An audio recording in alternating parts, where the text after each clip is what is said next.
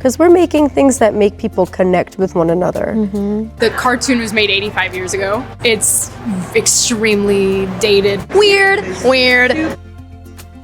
There's always such chatter around it. You're allowed to have human moments. I have to pretend like, oh God, I'm a narcissist.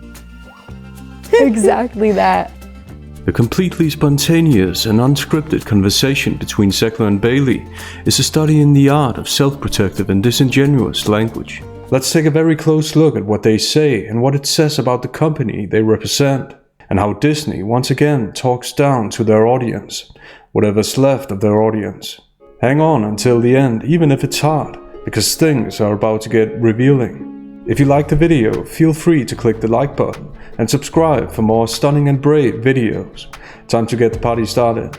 First of all, it's important to note that a conversation like this is a paratext. Paratexts are posters, websites, trailers, interviews, and everything else that functions as advertising for the movies.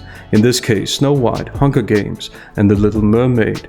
Thus, paratexts say something about the movie and guide the viewer's perception of it, and thus we can be sure that the statements of the actors and actresses are completely aligned with the marketing department at Disney and essentially aligned with CEO Bob Iger's intentions. This means that when Zegler and Bailey praise each other's movies and performances, it's an attempt to guide the viewer what to think about them and their movies. Ultimately, it's obviously about selling tickets.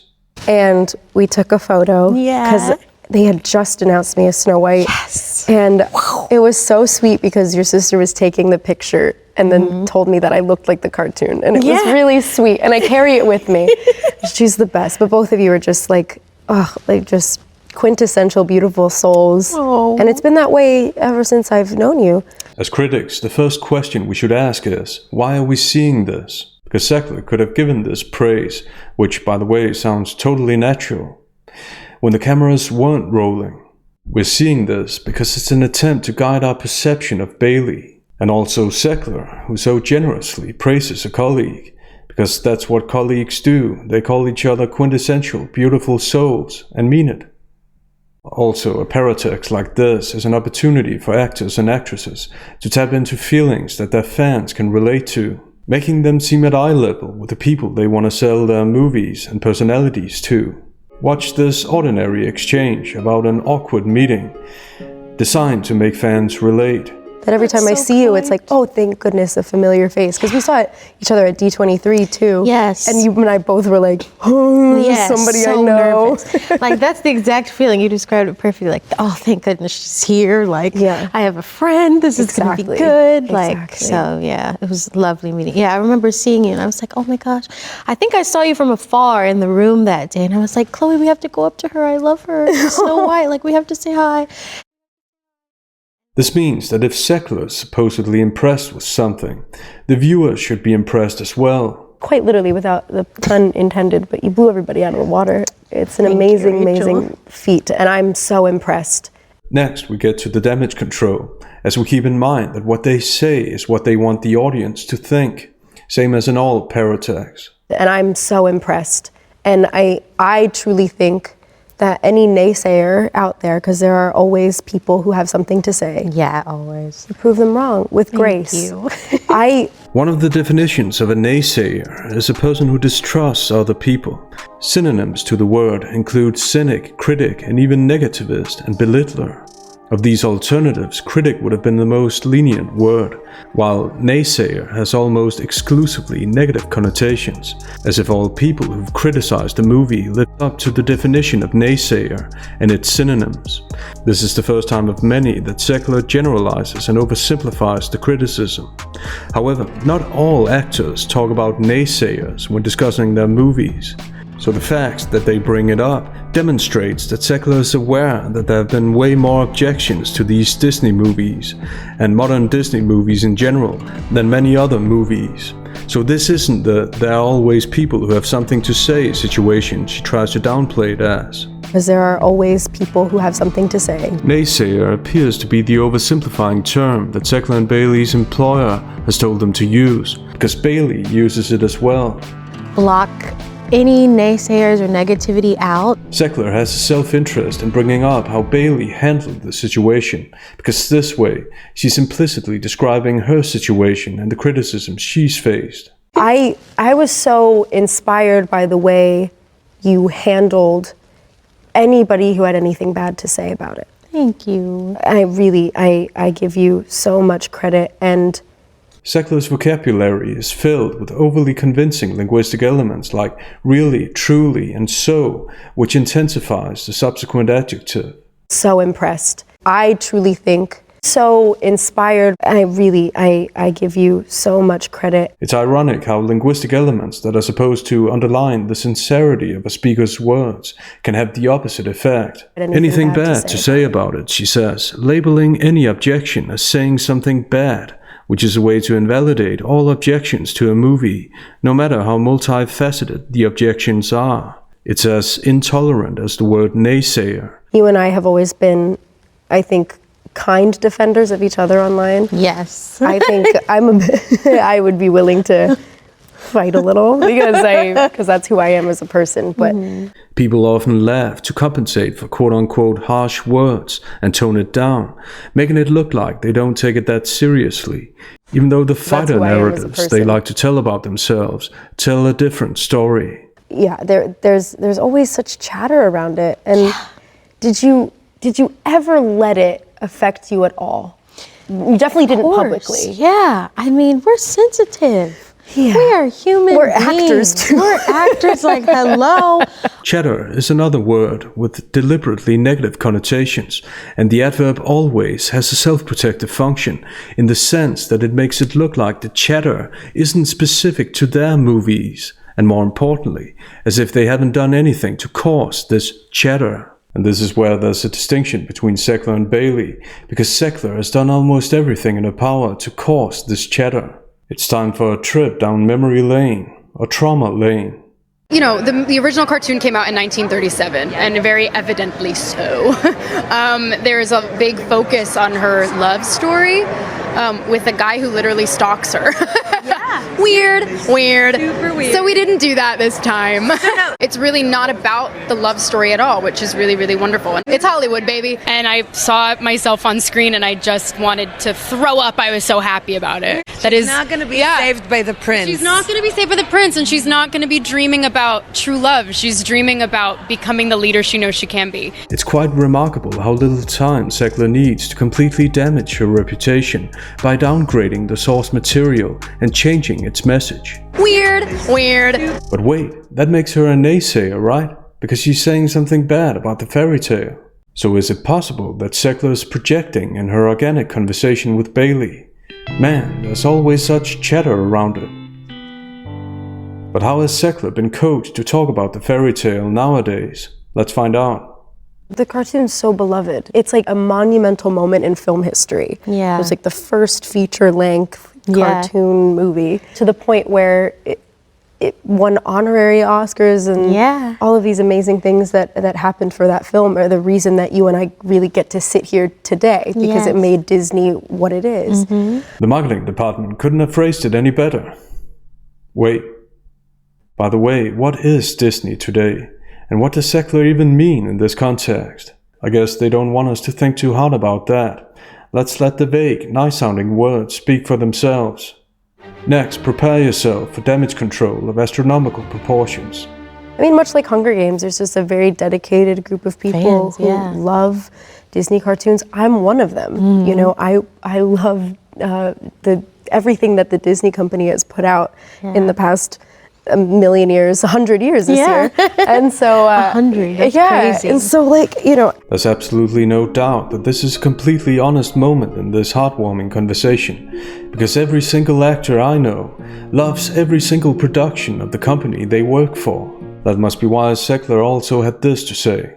And very evidently so. So we didn't do that this time. Zegler goes to great lengths to garner people's sympathy. The strong and independent persona is replaced with a humble one. How do you put little baby Rachel at ease with what you're doing in your career? Like, how is it that you come to this role and make little Rachel proud? And that was really what I used to fuel my emotion on that set. There's nothing like a complete personality change to make what you say reliable and authentic. It's Hollywood, baby. In this conversation, the overcompensating word choice is almost non-stop, overcompensating in terms of how they supposedly view the criticism and each other's response to it. But it turned out to be the most beautiful lesson to me, just to block any naysayers or negativity out. They talk about inspiring ways to block out the naysayers. Inspired by the way you handled. And beautiful lessons is minimized or negated by what they also say. Let's watch. I get my feelings hurt if my cat doesn't want to sit next to me. Like, literally. So I think that's the only way I could get over it. Because people are like, oh, she's so sweet, she's so nice. But a lot of times when I see stuff online, I get mad and I want to say something. Zegler and Bailey aren't exactly the first people to be criticized online, but looking at the way they talk about it, one might get the impression that they are. And next, it's Zegler's turn to try and avoid any and all criticism for what she's actually said by appealing to her humanity, as if that's relevant. Yeah. And same to you, like the way you are just so graceful and respond and it's just the most beautiful thing to see. That word beautiful again, a word that's matched only by graceful in terms of overcompensation and unreliability. Next, notice how Bailey generalizes the issue, disguising the fact that the criticism is specifically aimed at Zegler's past statements. Because it's hard being women under the spotlight. People are so critical. Bailey appeals to women as a group in order to defend her colleague, in the same way that Jada Pinkett Smith generalized the criticism of her to avoid accountability. I had to talk about my journey, you know? And I think, just like we were talking about, I think there's so many of us who, you know, hold so much, you know, specifically women, and feeling like we're going to be criticized, we're going to be judged, you can't say anything. And the beautiful part about it is like this whole journey, as difficult as it's been, has just brought Will and I closer in such an authentic way. You know? So, yeah, how has that been for you, being able to navigate it? You know, choosing thankfulness and gratefulness is choosing peace. And yes, because nothing says gratefulness and thankfulness, that are synonyms, by the way, than this. And then it became like, I will elbow everyone out of the way to play the part. But it was very sweet. And the cartoon was made 85 years ago, and therefore it's extremely dated. What about Zegler's gratefulness and thankfulness when she talked about her fans? Have you ever been to that Snow White ride at Disneyland? I get stopped for photos every time I'm online for the Snow White ride, and it is I have to pretend like, oh God, well, crazy that we're in front of this. Wait, how often are you in line for the Snow White ride? I'm a narcissist. I don't know. I have to pretend like, oh God, well, crazy that we're in front of this. Wait, how often are... If this is Zegler being grateful and thankful, what does it look like when she's not being grateful and thankful? As much as you'd like to remind people verbally that being in the spotlight doesn't absolve you of your humanity, that you're allowed to have human moments. Yes. It doesn't necessarily do what you want it to do, and it fuels them more. As much as you'd like to remind people. But still, she makes sure to remind people, even though she doesn't want to remind people. That being in the spotlight doesn't absolve you of your humanity. What she neglects to mention is the fact that the criticism hasn't been about whether or not she should be allowed to have human moments, whatever that means, nothing of course. What she's doing here is that she's moving the goalpost and is appealing to people's emotion and pity after the fact, so as to avoid criticism for her specific statements that spoke volumes about her real thoughts about Disney and even Snow White fans. Zegler can't hide her true self for the entire interview. Next, notice how she places herself above her critics. Yes, exactly. And so, just as you said, it's like choosing to be present and know that they're probably just having a really hard day. Yes. And I am putting out a movie. Amen. That's right. And I am putting out a movie. Amen. Aside from the self-aggrandizing nature of this comparison, her reasoning isn't logically consistent. To take one of hundreds of thousands of examples, Elon Musk recently criticized Zegler's boss. I hope they stop. You hope? Don't advertise. You don't want them to advertise? No. If somebody's going to try to blackmail me with advertising, blackmail me with money, hey Bob, if you're in the audience, that's how I feel. Don't advertise. To use Zegler and Bailey's scripted word choice, he's a naysayer, yet he's one of the most successful people in the world. So no, people aren't just naysayers because they have a really hard day, even though that would be very convenient. Because we're making things that make people connect with one another. And there are people out there who say things that make people want to not come together. Yes. That make people want to fight. And it's just not worth the time and energy. Exactly. Yeah. The projection here is off the charts, because as we've seen, Zegler has done everything she could to make people not want to come together. Also, the irony in saying that it's not worth the time and energy, while they're literally spending time and energy talking about it. Ironically, this totally improvised conversation deserves a fairy tale of its own at this point. So we just stay graceful and ignore the hate. Hello. Exactly. Exactly that. Yes, because nothing says ignoring the hate like spending time and energy talking about it. I like how they've now upgraded the criticism to hate. Now the naysayers are hateful. In Zegler's case, anything to avoid pointing fingers at herself, I guess. As I mentioned initially, the key thing about conversations as paratags is that they're always aligned with or dictated by the marketing department, and ultimately aligned with or dictated by the CEO, in this case Bob Iger. This means that what actors and actresses say about their movies and the company they represent is a result of what the management thought would be good for promotion. And considering how people understandably reacted to Zegler's statements, this speaks volumes about how out of touch the management is with ordinary people, even though Iger is busy calling himself innovative as opposed to the so-called reverential side he had to attack when he became a CEO. Disney, having been founded in 1923 by Walt Disney, still had an abnormal adherence to its legacy, to its heritage, to its past. What was clear to me is that if that adherence or the reverence that people had continued, it would get in the way of innovation. He makes a distinction between a legacy team and an innovation team, as if you can't be reverential and innovative. Such convenient self-praise. But there were a lot of folks in the company that were more on the reverential side, and I had to really attack that.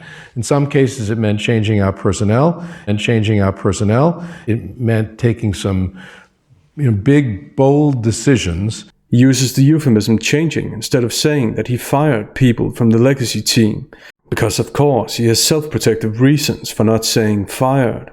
He doesn't even use the personal pronoun I. With this innovation in mind, it's quite easy to see where Zegler and Decoder got the inspiration from when they talked about the new Snow White movie's modern edge and downgraded the fairy tale, which goes to show that Iger is not so in touch as he obviously likes to think he is. Quite the contrary. Big, bold decisions. I wanted to introduce Iger because later in this interview he says something that's important to understand another theme in Zegler and Bailey's conversation. Let's watch. I felt that it was time for Marvel storytelling to much better reflect the world we were doing business in. I'm a big believer in that. Whether you call it diversity or inclusion, but the bottom line is that doing so is good for commerce. It's good for commerce. Diversity and inclusion are good for commerce, he says. To him, it's about money. This is important to keep in mind because this isn't the rhetoric that Zegler and Bailey try to persuade people with. Their alleged focus is on the brave message they're sending, simply because of who they are. And then same for you. I mean, being an amazing Latina woman as Snow White, first of all, wow. And you are opening so many doors for your whole community as well. Firstly, we learn that the focus that Zegler and Bailey have on their popularized definition of diversity, which focuses on people's innate characteristics and not diversity of thought, for example, is in line with and dictated by Iger. Secondly, because Iger is really the one behind Zegler and Bailey's statements, this more than indicates that opening doors for and representing certain communities are part of a calculating pathos appeal, especially because Iger has already revealed why he's interested in diversity, commerce. Yeah, I mean, and obviously for my community, it's a huge moment. You just want to do right by your community so badly. And I know that Snow White is a huge moment for them. Pathos appeal is a way to try to redeem yourself by sounding self-sacrificing all of a sudden, and sounding like a role in a movie is a lot deeper than it actually is. Anything to make people forget the commerce part, but not entirely though, because in the midst of all of these authentic emotions, Zegler generously finds time and energy to do some advertising. And I know that Snow White is a huge moment for them, as is The Hunger Games, just as The Color Purple, when Steven Spielberg made the first movie, when LaChance brought the musical to Broadway, when Fantasia was on Broadway with the musical, Cynthia Erivo did it on Broadway, and now your new cast being there. It's such an incredible story to be told. Any actor can talk about almost any movie as representing their community. That's why representing communities should never be the metric according to which we evaluate movies. When it is, it suggests that the movie doesn't have a lot to offer in terms of great storylines and original ideas. Personally, I'd be offended if someone claimed to be speaking for the community they'd want me to be part of, just so they can sound like brave and virtuous spokespeople, to distract from the criticism they faced. But then again, how can it be any different when the CEO himself minimizes the storytelling values? Next, notice the conjunction but, which minimizes and negates that which preceded it. What was it about those brands that did not enable them to maintain relevance, and how have we maintained relevance? And the answer to it is that we looked at what the core values were of the brand. In Disney's case, it's things like, they're storytelling values, but it's inclusion and universal appeal. It's good over evil. It's the value of good work. It's the value of treating people well. It's optimism, all of those things. Because, of course, no one else focuses on core values like optimism, good work, and good over evil. Now, all of that is unique to Disney, and they're nothing but great movies they make. And Zegler loves them all. I love everything that the Disney company has put out. What do you think about these interviews and conversations? Let us know in the comments. Have a nice day.